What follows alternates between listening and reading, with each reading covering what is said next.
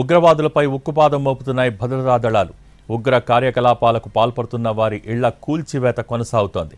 2 ఉగ్రవాదులకు చెందిన కుల్గామ్, సోపియాన్లలో ఇళ్లను కూల్చివేశాయి భద్రతా దళాలు.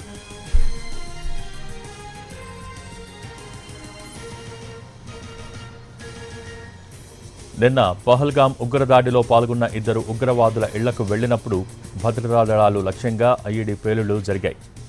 ఆసిఫ్, ఆదిల్ ఇళ్లలో పేలుళ్లు సంభవించాయి.